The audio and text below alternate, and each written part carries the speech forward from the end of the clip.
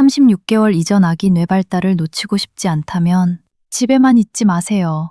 비싼 장난감을 사주는 것보다 매일 아기와 잠깐이라도 밖에 나가는 것이 더 좋은 발달 경험이 될 수 있다는 사실 알고 계셨나요? 특히 생후 3년은 아이의 뇌가 매우 빠르게 발달하는 시기입니다. 하버드 대학교 아동발달센터에 따르면 생후 초기에는 뇌에서 초당 100만 개가 넘는 새로운 신경 연결이 만들어질 정도로 뇌가 활발하게 발달합니다.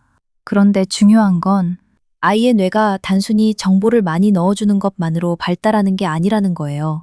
아이가 직접 보고, 듣고, 만지고, 움직이고, 부모와 이야기를 주고받으면서 실제 세상을 경험하는 과정이 중요합니다. 그래서 오늘은 아기와 매일 하는 산책이 왜 좋은 발달 경험이 될 수 있는지 5가지로 쉽게 알려드릴게요. 그리고 마지막에는 그냥 유모차에 태우고 걷는 것보다 아이의 발달에 훨씬 도움이 될 수 있는 똑똑한 산책법도 알려드릴게요. 1. 생후 3년은 뇌가 빠르게 발달하는 시기. 첫 번째는 생후 3년은 뇌 발달의 중요한 시기라는 겁니다.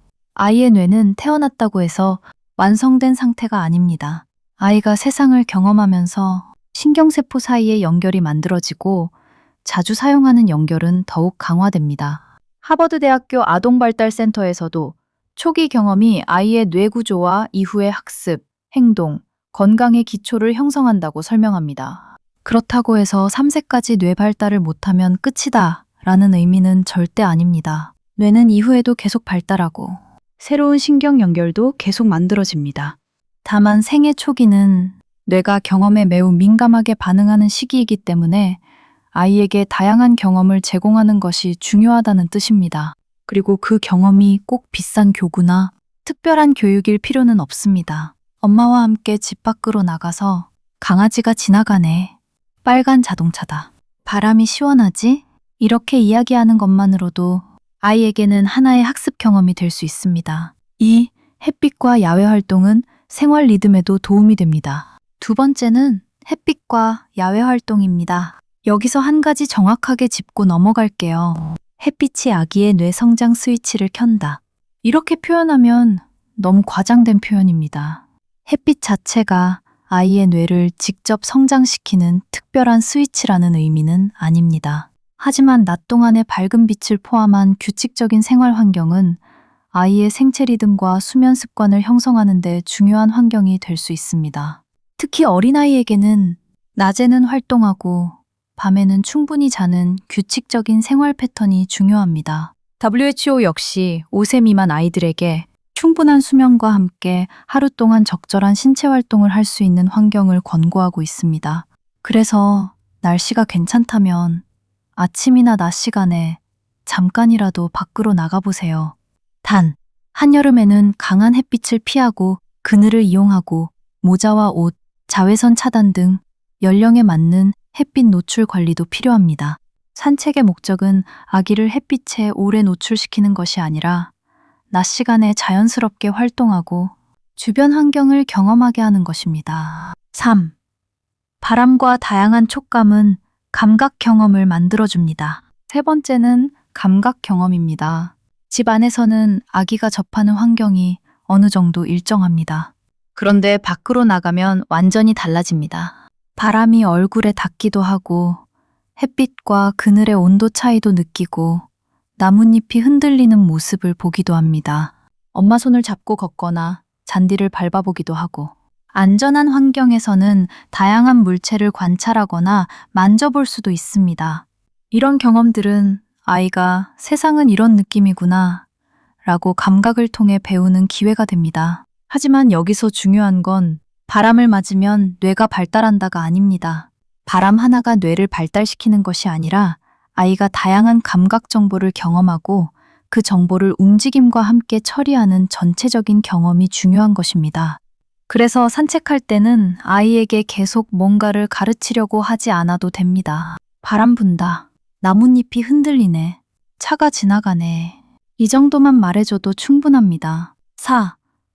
밖은 아이에게 살아있는 청각, 언어 교실입니다. 네 번째는 청각과 언어 경험입니다. 집에서는 엄마와 아빠의 목소리, TV 소리, 생활 소리처럼 비교적 익숙한 소리를 듣게 됩니다. 그런데 밖에 나가면 정말 다양한 소리를 만납니다. 새가 우는 소리, 자동차가 지나가는 소리, 사람들이 이야기하는 소리, 강아지가 짖는 소리, 바람이 부는 소리, 그리고 중요한 건 그 소리를 그냥 듣게 하는 것에서 끝내지 않는 겁니다. 엄마가 아이가 듣고 있는 소리를 말로 연결해 주세요. 어디서 소리가 나지? 새가 짝짝하네. 자동차가 지나간다. 강아지가 멍멍하네. 이렇게 아이가 보고 듣는 것을 부모의 말과 연결해 주는 겁니다. 하버드대학교 아동발달센터에서도 아이가 보고 있거나 하고 있는 행동을 부모가 말로 표현해 주는 것이 언어와 뇌의 연결을 만드는데 도움이 될 수 있다고 설명합니다. 즉, 소리 듣기에서 끝나는 게 아니라 소리, 관심, 부모의 말, 아이의 반응, 이렇게 연결되는 과정이 중요합니다. 5. 새로운 풍경은 아이에게 계속 새로운 학습 경험이 됩니다. 5번째는 시각과 인지 경험입니다. 아기에게 세상은 어른보다 훨씬 새롭습니다. 우리는 그냥 지나치는 나무 한 그루도 아기에게는 처음 보는 대상일 수 있습니다. 빨간 자동차가 지나가고, 강아지가 움직이고, 나뭇잎이 흔들리고, 사람이 걸어가고, 새가 날아갑니다. 이처럼 움직이는 물체와 서로 다른 모양과 색깔, 거리와 위치를 관찰하면서 아이는 주변 환경을 계속 탐색합니다. 그런데 여기서도 중요한 게 하나 있습니다. 산책을 한다고 해서 아이가 모든 것을 정확하게 보고 배워야 하는 건 아닙니다. 아이의 시선이 어디에 머무는지 먼저 봐주세요. 아이가 강아지를 보고 있다면 강아지 봤어? 강아지가 걸어가네 하고 따라가 주세요. 아이가 자동차를 계속 바라본다면 빨간 자동차네, 자동차가 부릉부릉 간다 라고 말해주세요. 이런 방식의 상호작용을 서브 앤 리턴, 즉 주고받는 상호작용이라고 합니다. 하버드 대학교는 이런 부모와 아이의 반응적인 주고받기 상호작용이 아이의 뇌회로와 언어 사회성 발달에 기반을 만드는 데 중요하다고 설명합니다. 결국 산책에서 가장 중요한 건 얼마나 많이 보여줬느냐가 아니라 아이와 얼마나 자연스럽게 주고받았느냐입니다. 그럼 어떻게 산책해야 할까요? 그렇다면 매일 몇 시간씩 밖에 있어야 할까요? 전혀 그렇지 않습니다. 산책의 목적은 아이에게 공부를 시키는 것이 아닙니다.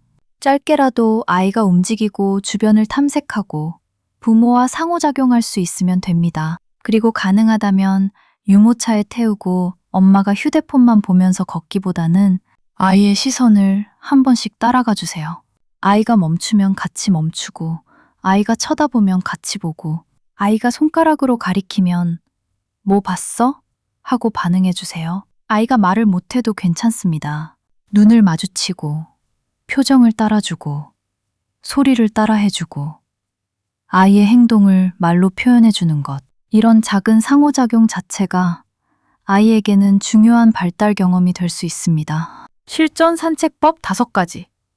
오늘부터 산책할 때는 이 5가지만 기억해 보세요. 첫 번째, 아이의 시선을 따라가기. 두 번째, 아이가 보는 것을 말로 표현하기. 세 번째, 새로운 소리를 함께 들어보기. 네 번째, 안전한 범위에서 직접 움직이고 탐색하게 하기. 5번째, 산책 중에는 휴대폰보다 아이와 상호작용하기. 그리고 꼭 멀리 갈 필요도 없습니다. 집 앞 공원, 아파트 산책로, 놀이터, 동네 한 바퀴도 충분합니다.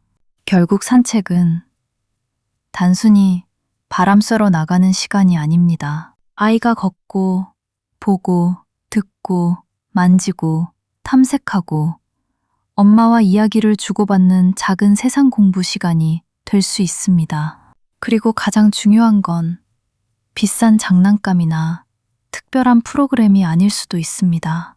아이와 함께 세상을 바라보고, 저건 뭐지? 강아지가 지나가네? 바람이 시원하지? 이렇게 이야기해주는 것. 그 평범한 순간들이 아이에게는 아주 소중한 경험이 됩니다. 그러니까 오늘 날씨가 괜찮다면 오늘은 뭘 가르쳐 주지?가 아니라 오늘은 우리 아기랑 뭘 같이 볼까? 하는 마음으로 집 밖으로 한번 나가보세요. 산책은 특별한 교육이 아니라 아이의 하루를 풍부하게 만들어주는 아주 쉽고 현실적인 발달 경험이 될 수 있습니다. 이 영상이 도움이 되셨다면 좋아요와 구독 부탁드리고요. 앞으로도 아기를 키우는 부모님들에게 실제로 도움이 되는 육아 정보 쉽게 알려드릴게요. 그럼 다음 영상에서 또 만나요.